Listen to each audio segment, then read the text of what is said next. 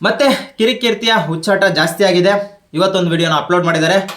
1 hour 20 minutes ಇದೆ ಈ ವಿಡಿಯೋದಲ್ಲಿ ಹೇಳಕೊಟ್ಟಿರುವಂಥ ವಿಷಯಗಳು ತುಂಬ ದೊಡ್ಡದು. 1 hour ಮಾಡಿದ್ದಾರೆ ಅಂತ ಹೇಳಿದ್ರೆ ಅದರ ಸಾರಾಂಶಗಳು ಹೇಳೋಕ್ಕೆ ತುಂಬ ಟೈಮ್ ತಗೊಳುತ್ತೆ. ಬಟ್ ನಾನೊಂದೇನು ಹೇಳ್ತಿದ್ದೀನಿ ಅಂತ ಹೇಳಿದ್ರೆ, ಈ ಕಿರಿಕೀರ್ತಿಯ ಪ್ರಕಾರ ಹೊರಗಡೆ ಹೋರಾಟ ಮಾಡೋದ್ರಿಂದಾಗಿರಲಿ, ಪ್ರೊಟೆಸ್ಟ್ ಮಾಡೋದ್ರಿಂದಾಗಿರಲಿ, ಸೋಷಿಯಲ್ ಮೀಡಿಯಾದಲ್ಲಿ ವಿಡಿಯೋ ಮಾಡಾಕೋದ್ರಿಂದಾಗಿರಲಿ ಯಾವುದೇ ಉಪಯೋಗ ಇಲ್ಲ ಅಂತ ಹೇಳ್ತಾ ಇದ್ದಾನೆ.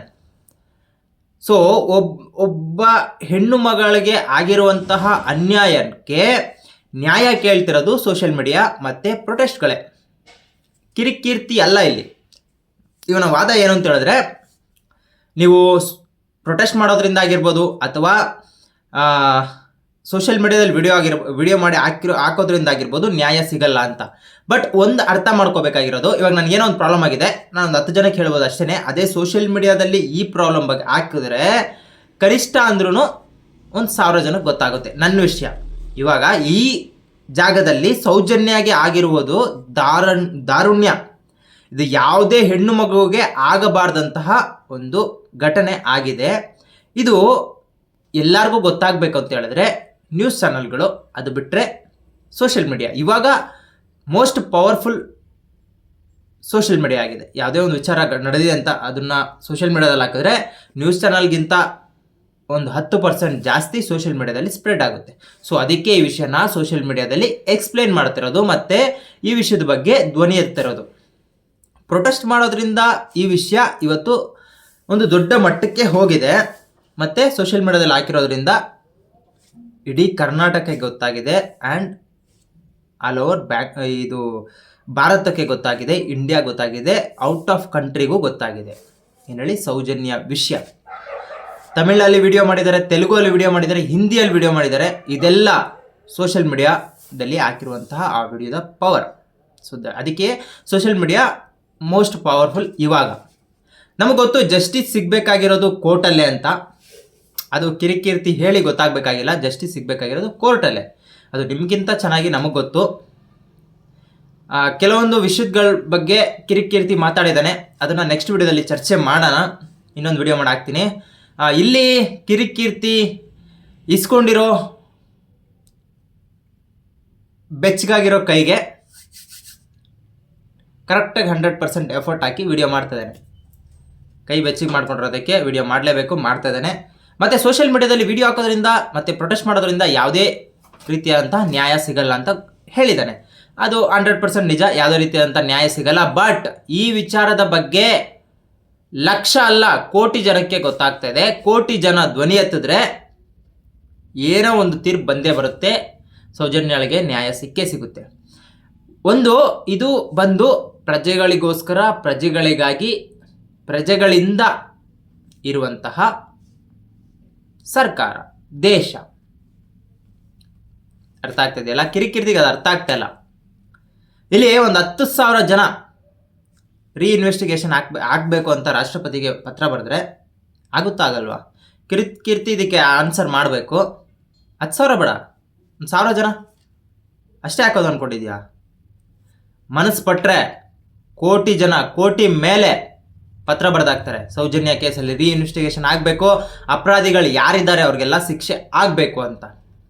ಇದು ಕಿರಿಕೀರ್ತಿ ಅನ್ಎಜುಕೇಟೆಡಾ, ಎಜುಕೇಟೆಡಾ ಅಥವಾ ಪತ್ರಕರ್ತ ಅನ್ನೋದಕ್ಕೆ ನನಗೆ ಅನ್ಫಿಟ್ಟು. ನಾನು ಅದಕ್ಕೆ ಹೇಳಲ್ಲ, ಈಸ್ ಪತ್ರಕರ್ತ ಅಂತ ಹೇಳಲ್ಲ, ಈಸ್ ಅ ಬ್ಲಡಿ ಕಲ್ಪ್ರೇಟ್ ಅಂತ ಹೇಳ್ತೀನಿ. Because is not a journalist. ಅವ್ನು ಮಾಡೋ ಎಲ್ಲ ವಿಡಿಯೋಗಳು ಸೌಜನ್ಯಗೆ ನ್ಯಾಯ ಕೊಡಿಸೋ ರೀತಿಯಲ್ಲಿ ಯಾವುದೂ ಮಾಡ್ತಾ ಇಲ್ಲ.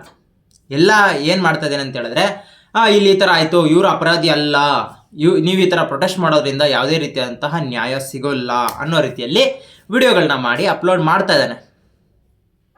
ಸೊ ಇಲ್ಲಿ ನನಗೆ ಅರ್ಥ ಆಗ್ತಾ ಇರೋದೇನು ಅಂತ ಹೇಳಿದ್ರೆ, ಇವನಿಗೆ ಸೌಜನ್ಯಗೆ ನ್ಯಾಯ ಸಿಗೋದು ಬಿಡೋದು ಅವನಿಗೆ ಯಾವುದೇ ರೀತಿಯಾದಂತಹ ಅದೇನಿಲ್ಲ. ಅವನಿಗೆ ಸಿಗಲಿಲ್ಲ ಅಂದರೂ ಅವ್ನಿಗೇನಿಲ್ಲ. ಅವನಿಗೇನು ಅಂತ ಹೇಳಿದ್ರೆ, ಧರ್ಮಸ್ಥಳದ ಹೆಸರು, ಧರ್ಮಾಧಿಕಾರಿಗಳ ಹೆಸರು ಮತ್ತು ಆ ಒಂದು 4 ಜನ ಇದ್ರಲ್ಲ ಅವ್ರ ಹೆಸರುಗಳು ಈ ಕೇಸಲ್ಲಿ ಬರಬಾರ್ದು ಅನ್ನೋ ರೀತಿಯಲ್ಲಿ ಮಾತಾಡ್ತಾ ಇದ್ದಾನೆ. ಲಾಸ್ಟಲ್ಲಿ ಒಂದು ಕನ್ಕ್ಲೂಷನ್ನು ಕೊಡ್ತಾನೆ, ಆ ಬೋಳಿ ಮಕ್ಕಳೇ ಮಾಡಿದರೆ ಅವ್ರಿಗೆ ಶಿಕ್ಷೆ ಆಗಲಿ ಅಂತ. What a performance bro.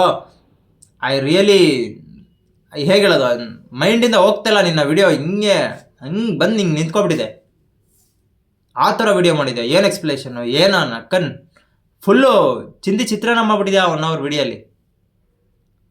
ಮಸ್ತಾಗಿ ಮಾಡಿದ್ಯಾ ಮಾತ್ರ.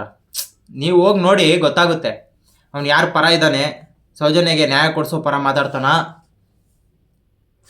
ನಾಚಿಕೆ ಆಗಬೇಕು. ಆ ಹೆಣ್ಣು ಮಗಳ ಹೆಸರು ಎತ್ಕೊಂಡು ವಿಡಿಯೋ ಮಾಡ್ತಾನೆ, ನಾಚಿಕೆ ಆಗಬೇಕು. ದೊಡ್ಡದಾಗ್ಬಿಡುತ್ತೆ ವಿಡಿಯೋ. ನಾನು ಮಾತಾಡ್ತಾ ಹೋದರೆ ತುಂಬ ಅವನ ಬಗ್ಗೆ ಮಾತಾಡೋರು ತುಂಬ ಮಾತಾಡಬೇಕು. ನೆಕ್ಸ್ಟ್ ವಿಡಿಯೋದಲ್ಲಿ ಈತ ಕೆಲವೊಂದು ಅಲಿಗೇಷನ್ಗಳನ್ನ ಮುಂದೆ ಇಟ್ಟಿದ್ದಾನೆ. ಆ ಅಲಿಗೇಷನ್ ಏನೇನು ಅನ್ನೋದನ್ನು ನೆಕ್ಸ್ಟ್ ವಿಡಿಯೋದಲ್ಲಿ ಹೇಳ್ತೀನಿ. ಸೊ ವಿಡಿಯೋ ಇಷ್ಟಕ್ಕೆ ಸಾಕು ಅನ್ಕೊಂಡಿದ್ದೀನಿ. ನಿಯರ್ಲಿ ಒಂದು 6 minutes ಬಂದಿದೆ. ತುಂಬ ಜಾಸ್ತಿ ಲ್ಯಾಗ್ ಮಾಡೋದು ಬೇಡ. ಏನಕ್ಕೆ ಅಂತ ಹೇಳಿದ್ರೆ ಜನಗಳಿಗೆ ಅರ್ಥ ಆಗಬೇಕು ಏನು ವಿಷಯ ಹೇಳಕ್ಕೆ ಹೊರಟಿದ್ದೀವಿ ಅಂತ. ಈ ಕಿರಿಕಿರ್ತಿ ಮಾಡ್ತಿರೋಂತಹ ವಿಡಿಯೋಗಳಿಗೆ ಎಷ್ಟು ಜನ ಅವನಿಗೆ ಸಪೋರ್ಟ್ ಮಾಡ್ತಾಯಿರೋ ಗೊತ್ತಿಲ್ಲ. ಬಟ್ ತುಂಬ ಜನ ಈ ವಿಷಯಕ್ಕಂತೂ ಸಪೋರ್ಟ್ ಮಾಡಲ್ಲ. ಅವ್ನು ಬೇರೆ ಯಾವುದೇ ವಿಷಯ ತೆಗೆದು ಮಾತಾಡಿರ್ಬೋದು, ಅದಕ್ಕೆ ಬೇಕಾದ್ರೆ ಸಪೋರ್ಟ್ ಮಾಡೋಣ. ಈ ಸೌಜನ್ಯ ವಿಷಯದಲ್ಲಿ ಅವ್ನು ಮಾತಾಡ್ತಿರೋ ಒಂದು ವೇ ಆಫ್ ಇದೆ ಗೊತ್ತಾ, ಮತ್ತು ಮಾತಾಡ್ತಿರೋದು ಯಾರ್ದೋ ಪರ ವಹಿಸ್ಕೊಂಡು ಮಾತಾಡ್ತಾನಲ್ಲ, ಅದು ಒಪ್ಕೊಳ್ಳೋಂಥ ಮಾತಲ್ಲ. ಸೊ ಇದಕ್ಕೆ ಕರ್ನಾಟಕದ ಜನತೆ ಆಗಿರಲಿ, ಸೌಜನ್ಯ ಪರ ಹೋರಾಟಗಾರರಾಗಿರಲಿ, ಯಾವುದೇ ರೀತಿಯಂಥ ಇವನಿಗೆ ಸಪೋರ್ಟ್ ಅಲ್ಲ. ಇವನು ಕಂಡ ಕಡೆ ಏನು ಮಾಡಬೇಕು ಅನ್ನೋದು ಅವ್ರಿಗೆ ಗೊತ್ತು, ಅದನ್ನು ಮಾಡ್ತಾರೆ. ಸರಿನಾ? ಇವನಂತ ಇವನ್ ವಿಡಿಯೋ ಇನ್ನೂ ಒಂದಿದೆ. ಆ್ಯಕ್ಚುಲಿ ಇದೊಂದು ಚಾನಲ್ ಇದೆ, ಇನ್ನೊಂದು ಚಾನಲ್ ಇದೆ. ಆ ಚಾನಲ್ಗೆ ಹೋಗಿ ನೀವು ನೋಡಿದ್ರೆ ಈತ ಮಹಿಳೆಯರ ಜೊತೆ ಯಾವ ಥರ ವರ್ತನೆ ಮಾಡ್ತೇನೆ ಅನ್ನೋದನ್ನು ನೀವು ಅದ್ರಲ್ಲಿ ಹೋಗಿ ನೋಡಿ ಗೊತ್ತಾಗುತ್ತೆ. ಯಾಕೆ ಹೇಳೋದು ಬೇಡ. ಇವನು ಈ ಥರ ಎಲ್ಲ ಮಾತಾಡಿ ಒಂದು ಹೆಣ್ಮಗುಗೆ ನ್ಯಾಯ ಕೊಡಿಸಬಹುದಾ ಅನ್ನೋದು ನೀವು ಅದರಲ್ಲೇ ನೋಡಿದ್ರೆ ಗೊತ್ತಾಗುತ್ತೆ.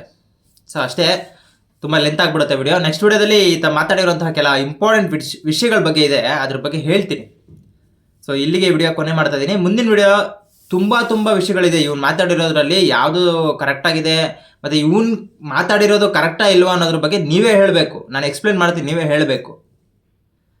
ಸರಿ ಗೈಸ್, ಈ ವಿಡಿಯೋನ ಇಲ್ಲಿಗೆ ಎಂಡ್ ಮಾಡ್ತಾ ಇದ್ದೀನಿ. ಮುಂದಿನ ವಿಡಿಯೋದಲ್ಲಿ ಸಿಗೋಣ. ಮುಂದಿನ ವಿಡಿಯೋ ನಾಳೆ ಬೆಳಗ್ಗೆ ಅಪ್ಲೋಡ್ ಮಾಡ್ತೀನಿ. ಇವಾಗ ಅಪ್ಲೋಡ್ ಮಾಡ್ತೀನಿ, ನಾಳೆ ಬೆಳಗ್ಗೆ. ಸೌಜನ್ಯಗೆ ನ್ಯಾಯ ಕೊಡಿಸೋದಕ್ಕೆ ನಾವೆಲ್ಲ ಹೋರಾಡೋಣ, ಅಷ್ಟೇ ನಾನು ಕೇಳ್ಕೊಳ್ಳೋದು. ನ್ಯಾಯ ಸಿಗೋವರೆಗೂ ಹೋರಾಡೋಣ.